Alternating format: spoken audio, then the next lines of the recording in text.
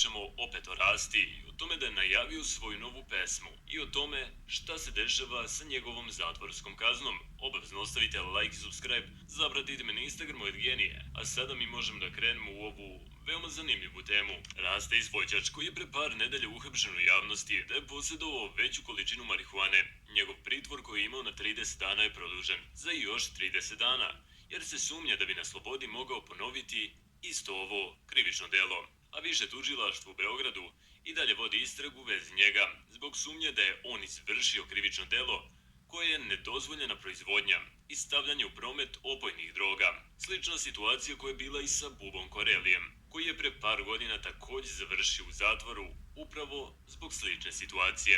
Ovaj izvođač se branio da je skan koji je pronađen kod njega koristio samo za sopstvenu upotrebu, međutim tužilaštvo mu nije poverovalo. Kazna za ovakva krivična dela se kreće od 3 do 12 godina robije, što bi bila zaista katastrofalna kazna za ovog izvođača koji je u vreme pre nego što je bio uhapšen bio na vrhuncu svoje karijere. I pored svih brojnih hitova, njegova karijera trenutno visi o koncu. Međutim, mnoge fanove iznenadio post na Rastinom Instagram profilu gdje je najavljena nova pesma od Raste koja bi se odvijala zajedno s Alenom Sakićem, koji je verovatno dobio pristup njegovom Instagramu i pritom izbacio sliku gdje je najavljena pesma pod nazivom Benzi ili Bimer, koja je snimana verovatno pre nego što ovaj poznat izvođač uhapšen, a mnogi fanovi su u komentarima pomislili da je zapravo Rasta izašao iz zatvora, ali nažalost to nije slučaj. Međutim je moguće da će Rasta dobiti i uslovnu kaznu, gdje bi bio na slobodi sve dok ne bi ponovio isto krivično delo, gdje bi mu se suzio krug kretanja, tako što bi imao nanogicu. Ali za više informacija ćete biti blagovremeno obavešteni, nakon što se konačno istraga završi i kazna bude izrečena. Do tada čekamo njegovu pesmu s Alenom Sakićem, koja bi uskoro trebala da ugleda svetlost dana na Balkaton Gangu. Također se i nadamo da će Rasta uskoro biti oslobođen, da će nastaviti sa svojom veoma uspešnom karijerom. U komentare obavezno pišite šta mislite, koja će biti.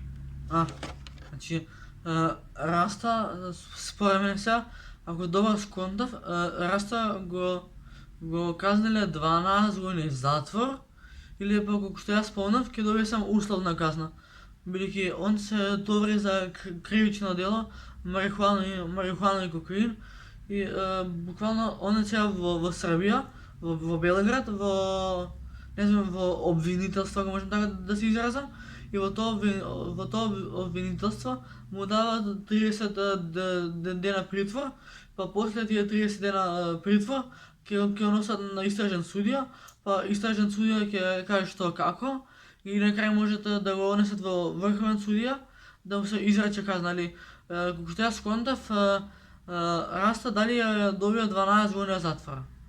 Мајке ми не знам, значи не пожелувам никој, значи макар и на него, ако е наркоман, ако направил кривично дело, би сакало да искочи од затвор.